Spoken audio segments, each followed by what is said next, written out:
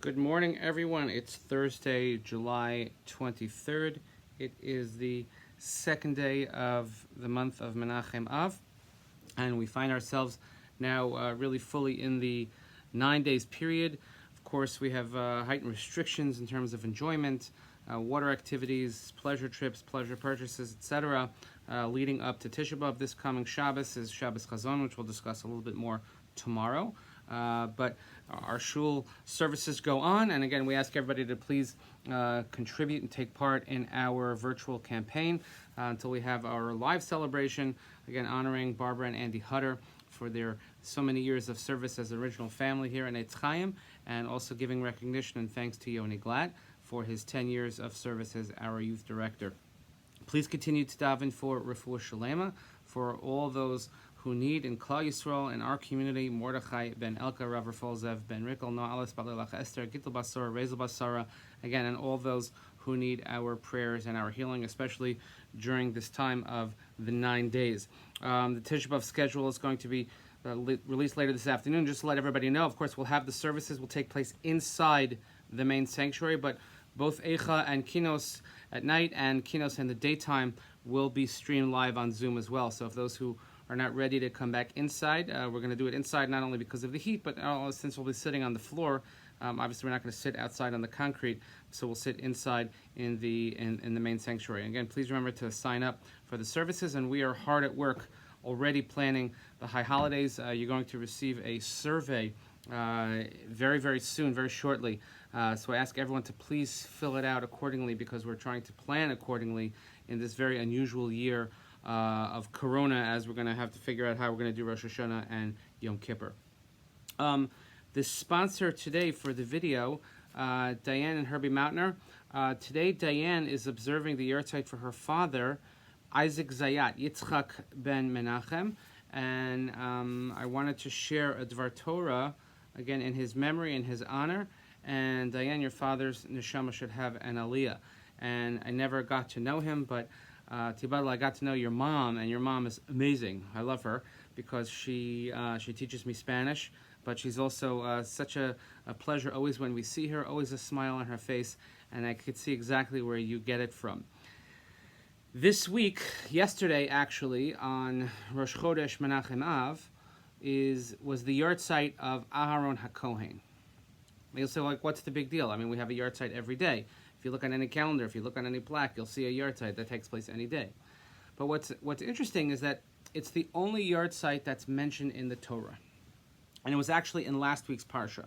In last week's Parsha, again, which is always read the week of the yahrzeit, the Torah goes out of its way, and it's not actually where the death takes place, which is in Parshas Chukas a couple of weeks ago, but it was in this past week's Parsha where it mentions the day and the place, and it's the only time in the entire Chumash.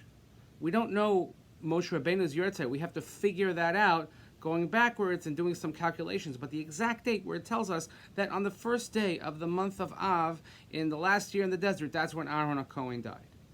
So it's interesting. Well, ask the question, why Aaron HaKohen? Why his yahrzeit and no one else's? Why not Moshe Rabbeinu? So there are a lot of answers to this, and I just wanted to discuss the notion of a yahrzeit in general from perhaps an unlikely source. But the Mishnah tells us that Aaron HaKohen was Ohev Shalom V'Rodef Shalom. That Aaron HaKohen was someone who loved peace, someone who pursued peace. And when he died, it actually says that the entire nation of Israel mourned him. It does not say that when Moshe Rabbeinu died. When Moshe dies, it just says that people mourn him. It doesn't say the entire nation mourn him. Because Aaron HaKohen, he had an effect, and we discussed it in one of our earlier discussions a couple of months ago on Pirkei Avos, but Aaron HaKohen was able to affect every individual through his mannerisms. And that's what we saw when we talk about a yahrzeit. We talk about how are we affected by the person that we lost in their lifetime, and how are we affected when they're gone. And often we observe yahrzeits for people that we never even met, maybe even for a namesake, which obviously we never met. So how does that connection take place? So I'll refer to you one of our favorite passages in our home, something that we actually will often read at the Seder even, or in Rosh Hashanah. There's a book by Mitch Albom, who was perhaps came into the light last week when he wrote a great article in USA Today about the lack of outcry against anti-Semitic events in this country. Look that up. But of course, from his many books that he wrote a book called Have a Little Faith. Have a Little Faith, and the book is about how his childhood rabbi here in New Jersey sought him out and asked him years later when he was in his 40s, when Mitch was in his 40s, and the rabbi asked him to write his eulogy. Now, can you imagine your rabbi calling you up and asking you to write the eulogy? So that's a very daunting task. He was a well-known writer by then already, and the book goes through a series of interviews and visits that he has with what he calls affectionately the Reb, and he then learns about his life in detail, about his values, and then of course the book culminates with the Reb's passing and the delivering of this eulogy. But there's one passage in particular which, if for nothing else, the book is worth getting or reading just for this. And when he's having a very in-depth conversation about faith, and he asks the Rebbe, he says, what do people fear most about death? Fear, he thought for a moment? Well, for one thing, what happens next? Where do we go? Is it what we imagine? That's big. Yes, but there's something else. What else? He leaned forward. Being forgotten, he whispered. There's a cemetery not far from my house with graves that date back to the 19th century. I've never seen anyone come there to lay a flower. Most people just wander through, read the engravings, and say, wow, look how old. That cemetery came to mind in the Reb's office after he quoted a poem both beautiful and heartbreaking. Written by Thomas Hardy, it told of a man among tombstones conversing with the dead below. The recently buried souls lamented the older souls that had already slid from memory. And this is the quote, how it goes. They count as quite forgot. They are as men who have existed not. Theirs is a loss past loss of fitful breath. It is the second death. The second death. The unvisited in nursing homes, the homeless found frozen in alleys, who mourned their passing, who marked their time on earth. Once on a trip to Russia, the Rebbe recalled, we found an old Orthodox synagogue. Inside, there was an elderly man standing alone saying the mourner's Kaddish. Being polite, we asked for whom he was saying it. He looked up and answered, I'm saying it for myself. The second death. To think that you died and no one would remember you. I wondered if this was why we tried so hard to make our mark in America, to be known. Think of how important celebrity has become. We sing to get famous, expose our worst secrets to get famous, lose weight, eat bugs, even commit murder to get famous. Our young people post their deepest thoughts on public websites. They run cameras from their bedrooms. It's as if we're screaming, notice me, remember me. Yet the notoriety barely lasts. Names quickly blur, and in time, I've forgotten. So how then, I asked the Rebbe, can one avoid the second death? In the short run, he said, the answer is simple. Family. It is through my family that I hope to live on for a few generations. When they remember me, I live on. When they pray for me, I live on. All the memories we have made, the laughs and the tears. But that too is limited. How so? He sang the next sentence. If I've done a good job, then I'll be remembered one generation, maybe two. But eventually they're going to say, what was his name again? At first I protested, then I stopped. I realized I didn't know my great-grandmother's name. I'd never seen my great-grandfather's face. How many generations does it take, even in close-knit families, for the fabric to unravel? This is why the Rebbe said, faith is so important. It is a rope for us all to grab up and down the mountain.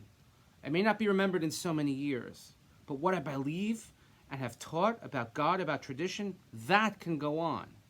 It comes from my parents and their parents before them. And if it stretches to my grandchildren and to their grandchildren, then we are all, connected. That's it. What a beautiful passage. What a meaningful passage.